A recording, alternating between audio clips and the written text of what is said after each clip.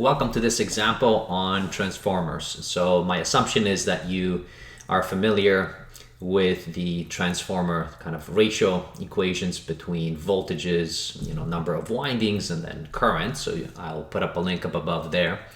And in here, I want to be able to go over two transformers, as you can see here.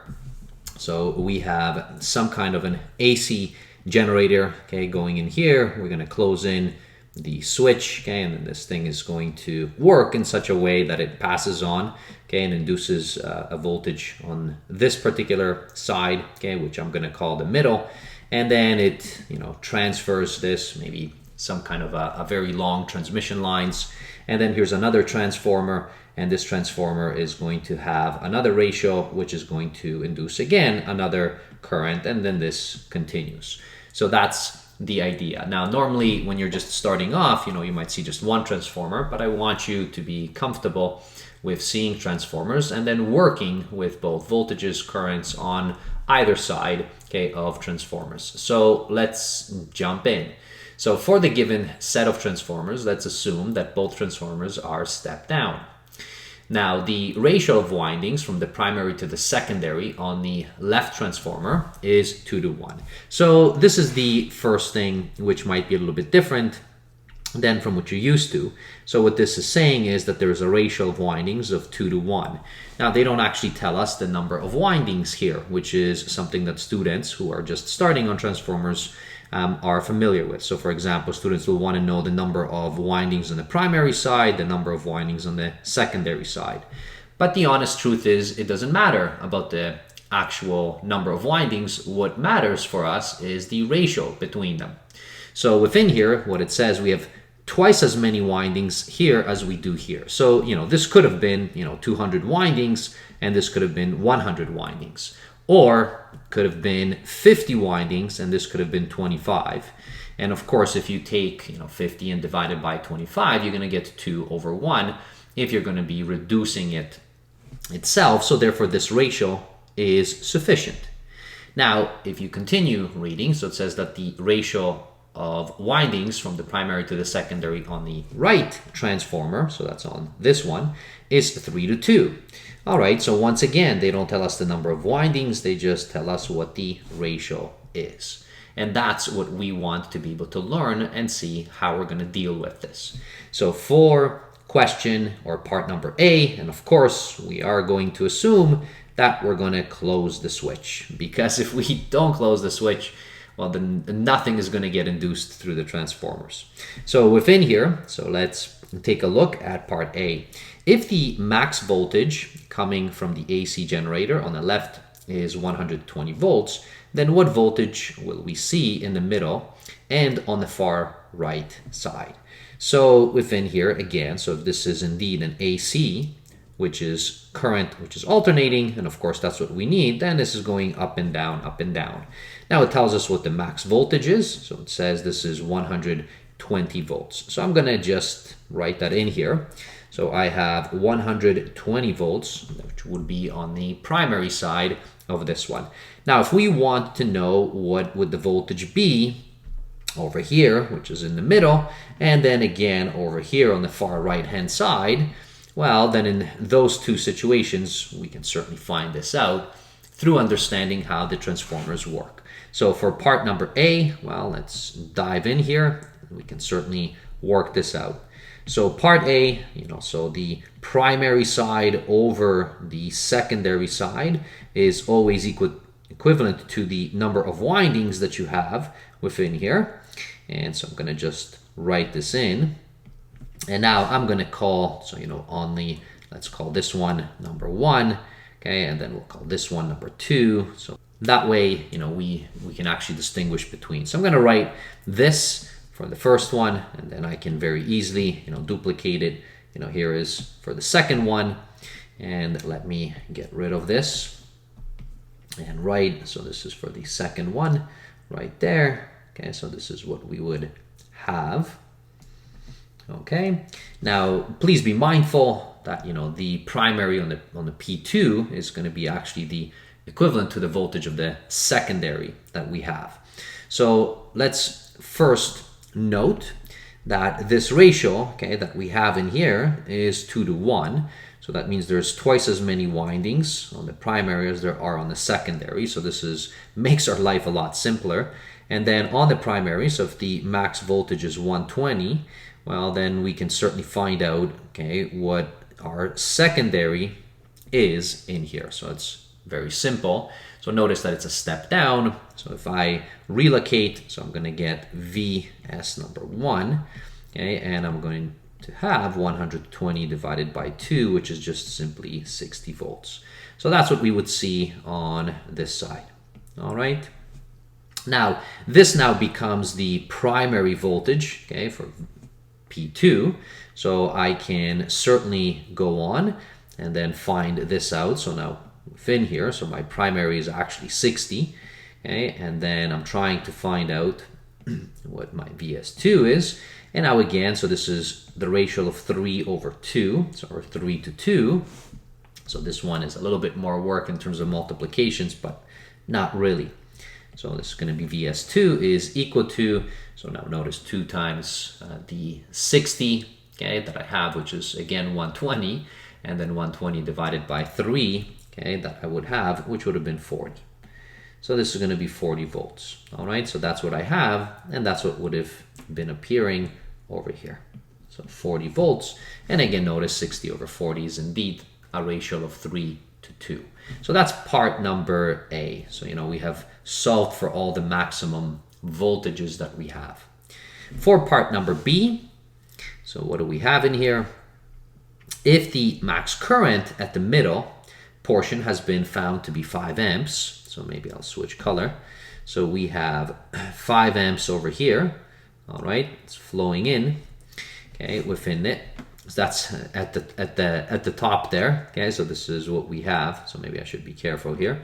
So I'm going to just put this, you know, right there. So that's the current. Then what is the max current coming in from the AC generator and then on the far right? So we want to be able to know, all right, so what is the current coming in here? And then what is the current over here? Okay, so once again, so now we do have to, so let's talk about the first one, okay, within here.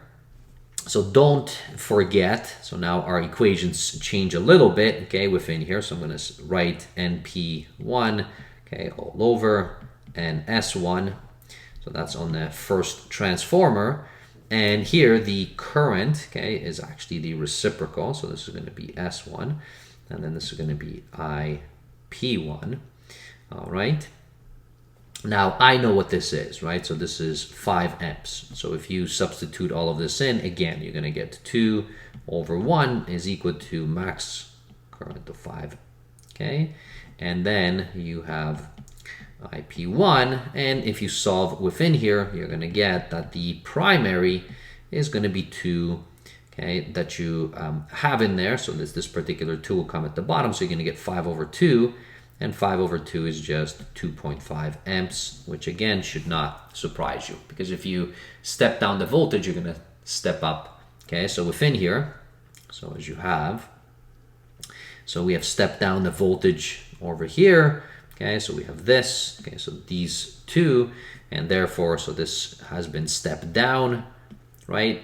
And therefore the current over here is going to be 2.5 amps, which is going to be half of this because of this particular ratio that we have. So that is it on that side. And then of course we can do the same exact thing, okay, over on the other side. So if you take this right here and then you rewrite it, so this is going to be NP2 all over NS2. So that particular ratio is 3 to 2, and that's going to give us, okay, so I on the secondary side, and then this is IP on the primary. Well, the primary is actually 5 amps because that's in the middle, so that's what we would have. So this, if you substitute in, is 3 over 2 is equal to IS2 all over 5 amps. Okay, and you can certainly do that. So notice the 5, all right, so multiplied by the 3 divided by 2, so this is going to be just 7.5 amps. So this is 7.5 amps over here. All right, so the current keeps going up if you keep stepping down the voltage. So we would have these two currents. So that would have been for part B. For part C, what would be the max power reading on the right side? So because of the law of conservation, I'm kind of going to assume that these are all ideal transformers, so there's no losses. So the power that we have is the same everywhere. So it doesn't matter where you calculate the power, here, here, or over here. Now they're asking us about the power here, so we know that it's 40 volts, which is the max, okay, that we have, and then the 40 volts, and then the amperage, which was 7.5. But you could have just as easily taken the 2.5 amps on the far left side and then multiplied it by 120, right? Because they're all going to be equivalent. So for C, so you would have, so this is the max kind of power that we would possibly see in here. So this is nothing else. We have all of that data. So power is equal to voltage times current, and therefore the voltage was 40. This is 7.5 amps. So, we can pop this up and very quickly calculate it. So it'll be 300 watts. All right, that's kind of the peak. And of course you would get the same thing. So notice if you get on the far left side, so on the generator side, which is 120 times 2.5, which is going to give us 300 as well, right? And if you did the middle, so the middle was, actually I forget here, I think, okay, so this was 60, and then multiplied by the current, which is 5, and yes, so 60 times 5 again is just 300. So all of those are identical. All right, so part number D, if you wanted to replicate the voltage and current on the far right, but only use one transformer, then what winding ratio would you have to create? Okay, so this is a nice exercise. So instead of having these multiple ones, we have one and then we have another, why don't we just join them together, right? And then see what happens. So we kind of have to see, what happens to these particular ratios. We just want to be able to have one of them. So, we're kind of looking at something like this. I'm going to copy this down if I can and bring it down. So this is for part D. So we're looking to find out what is this ratio, all right? So we have no idea. So now the ratio is, so it doesn't matter what you use. We have the voltages, right? So I'm gonna just kind of stick with the voltages. So on the far right, our voltage is 40, right? So notice what happens here. So, you've stepped down 120 to 40. So if you're going to be using, so on the primary, so this would have been 120 volts divided by 40 volts, right? So this is equivalent to the number of windings that you have, right? So this is primary, this is secondary. And of course, so this is 12 over 4, or simply 3 over 1. So what that means is you're going to have 3 times as much windings on the primary as you do on the secondary if you want to do that. And then so this ratio really would have been just 3 to 1.